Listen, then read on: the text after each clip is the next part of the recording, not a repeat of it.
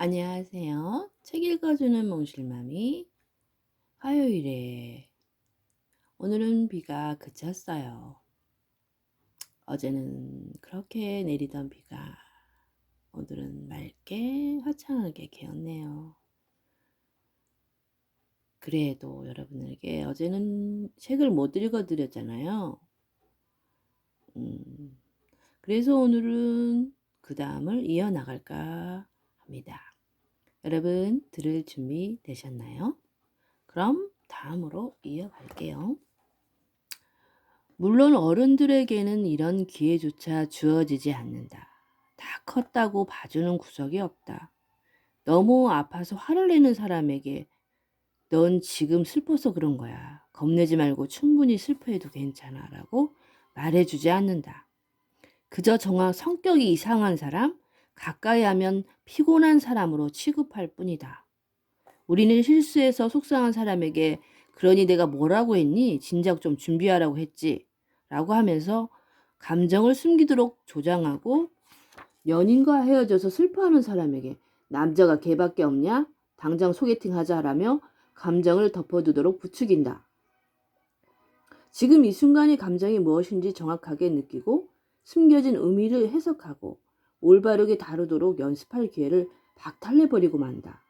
감정을 연구하는 폴 에크만은 인간이 감정 체계는 긍정적인 감정은 최대하고 부정적인 감정은 최소화하는 행동으로 우리를 이끌어간다고 했다. 기본적으로 인간은 고통을 피하고 싶은 동기를 가지고 있기 때문에 좋지 않음에 대해서는 모른 척 하려고 한다는 것이다. 그러나 속상함, 상실감, 수치심과 같은 부담스러운 감정들도 다 존재하는 이유가 있다. 그 이유에 걸맞게 대우해 줘야 한다. 그것으로부터 도망가거나 대항해서는 안 된다. 그래, 난 지금 슬픈 거야 라고 감정 자체를 인정하고 내 얘기를 들어줘 하면서 공감의 방식으로 감정을 해소해 나가야 한다. 감정으로부터 도망가기 시작하면 외로워지고 억울해진다. 이게 아닌데 무엇인가 잘못되었어 하는 찜찜함에서 벗어나지 못한 채 의도하지 않은 쪽으로 말을 하기 시작한다.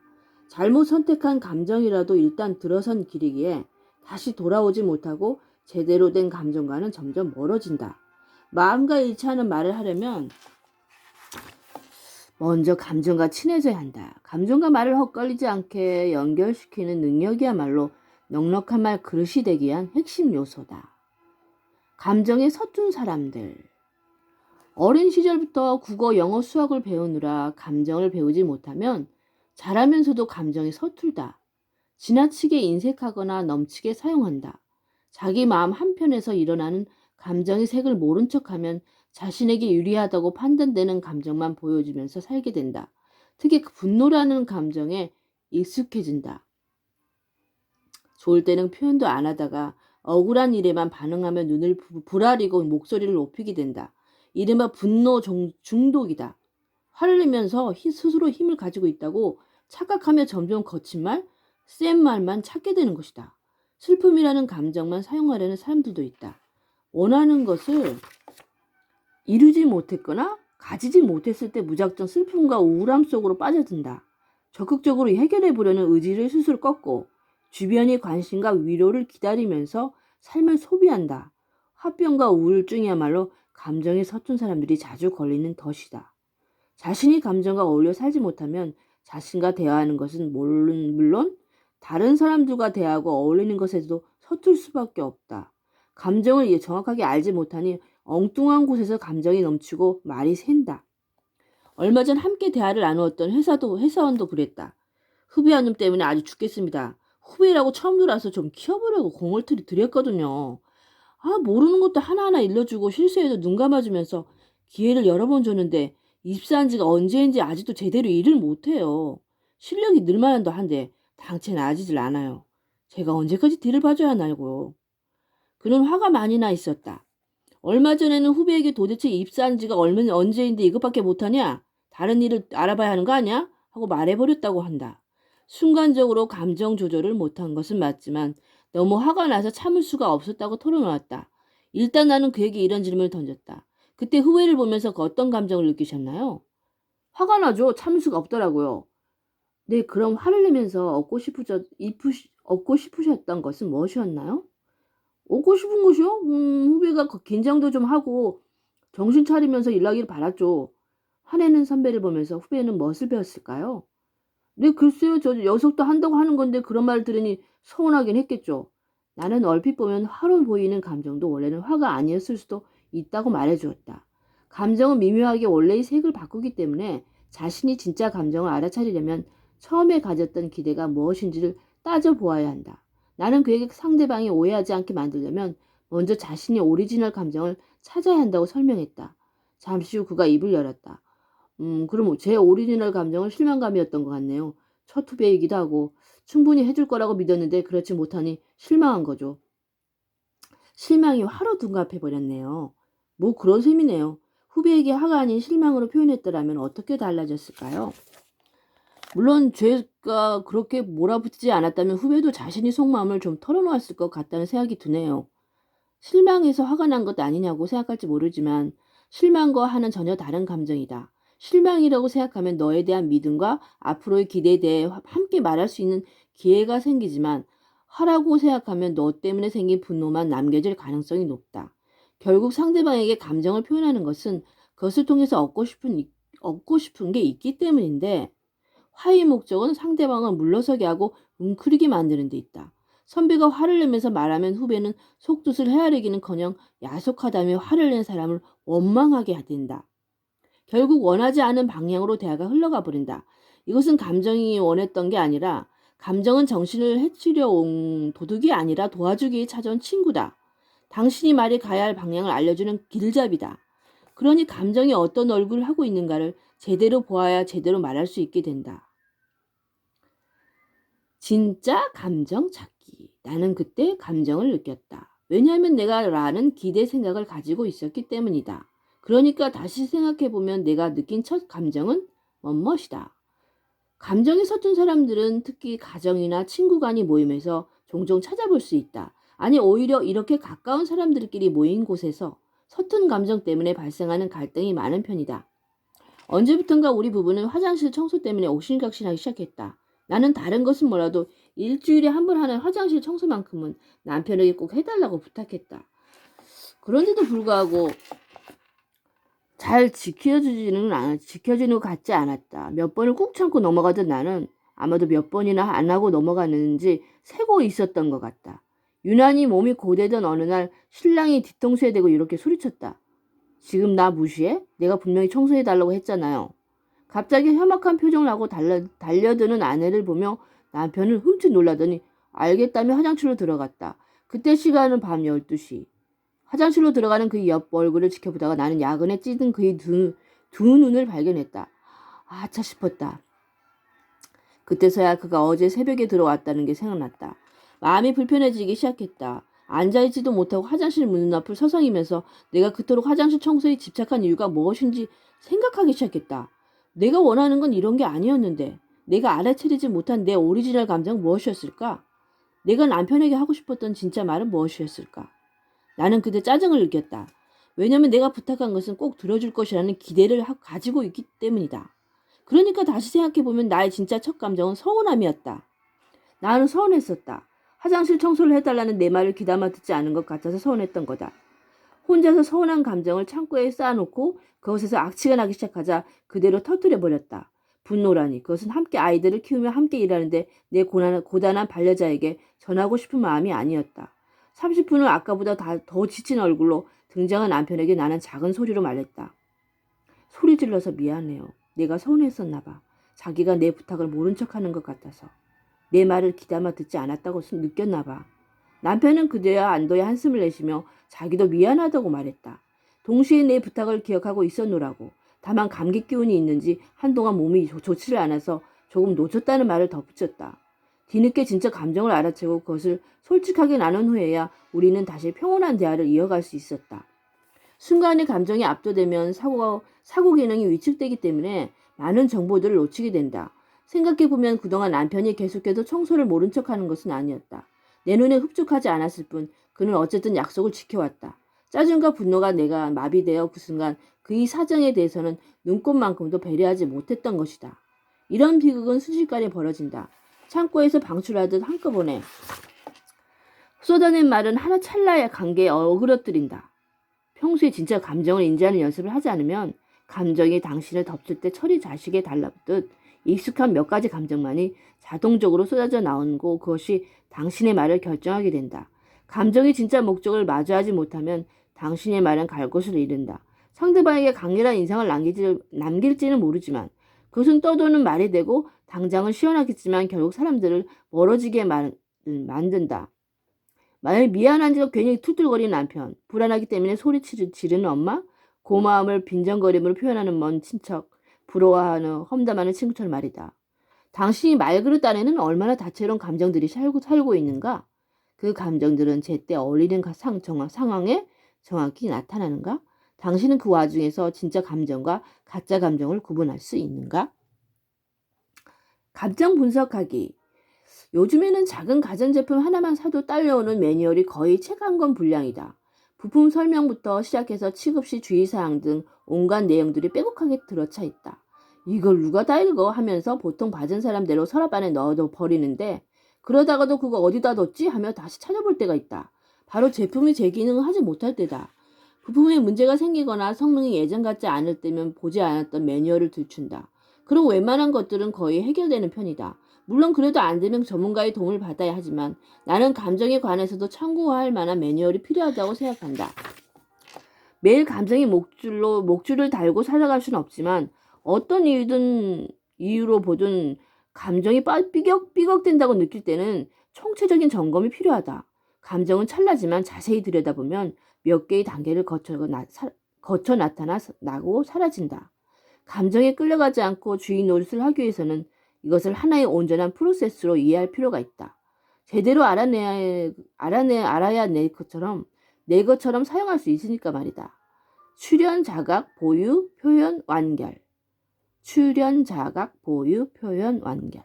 감정은 출현, 자각, 보유, 표현, 완결이라는 5개의 단계를 거쳐 나타났다가 사라진다. 지금부터 우리가 할 일은 각 단계에서 어떤 일이 일어나는지 감정이 우리에게 기대한 반응은 무엇인지 함께 살펴보는 것이다. 1단계 출현. 나는 어떻게 감정을 느끼는가? 출현이란 감정이 우리에게 보내는 신호이자 그에 따른 몸의 반응이다.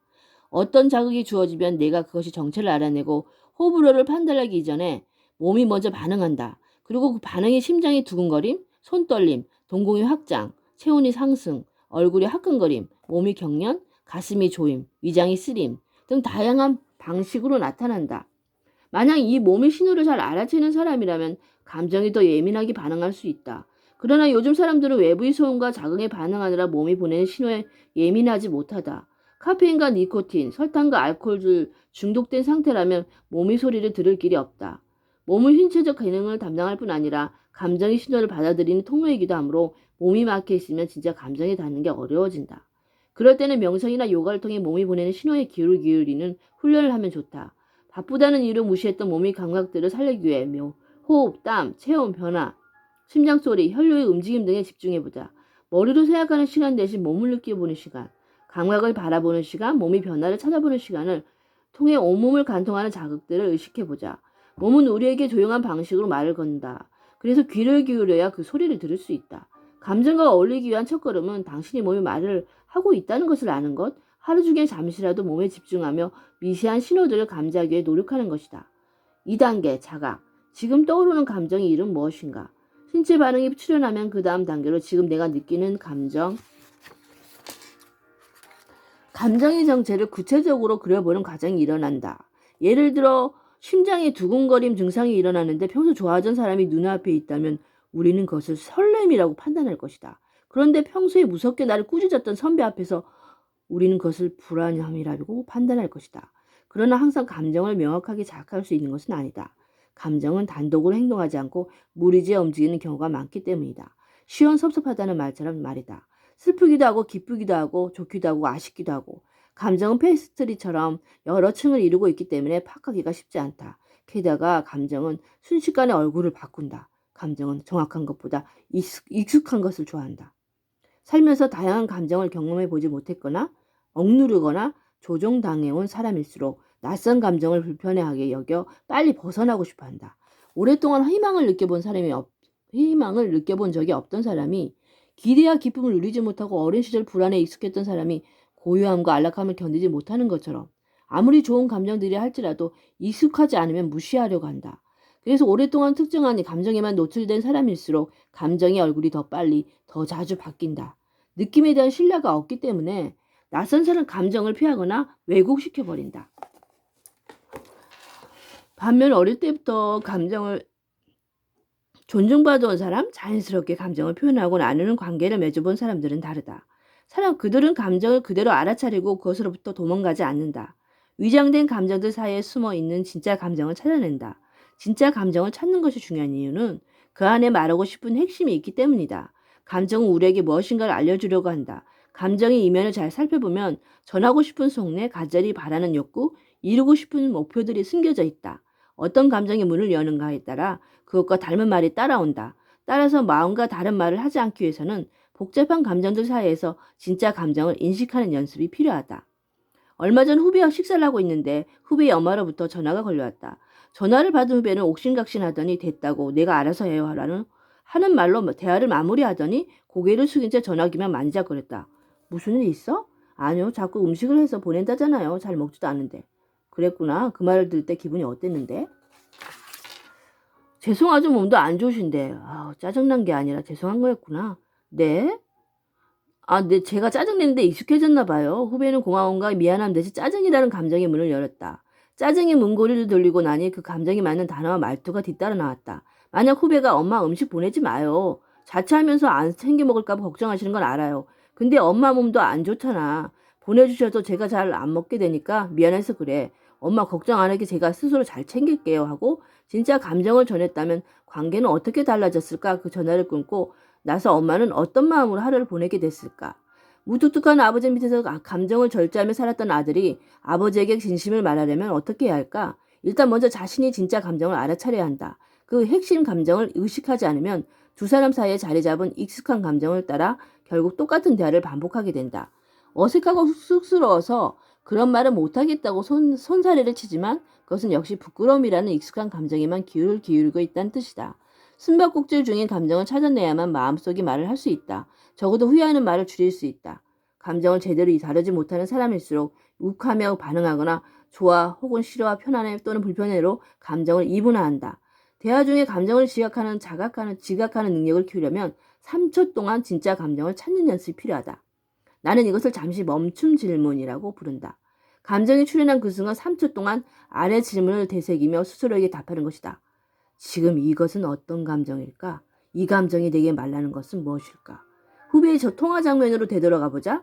후배는 엄마의 전화를 받으면서 감정의 출현을 감지한다. 미간이 좁혀지고 한숨이 나는 등 동시에 여러 감정들이 하나의 덩어리가 되어 쏟아지기 시작한다. 이때 습관적으로 정말 또 하며 짜증을 내기 전에 3초만 이런 질문을 던져본다면 아마 전혀 다른 결과가 나타날 것이다. 질문.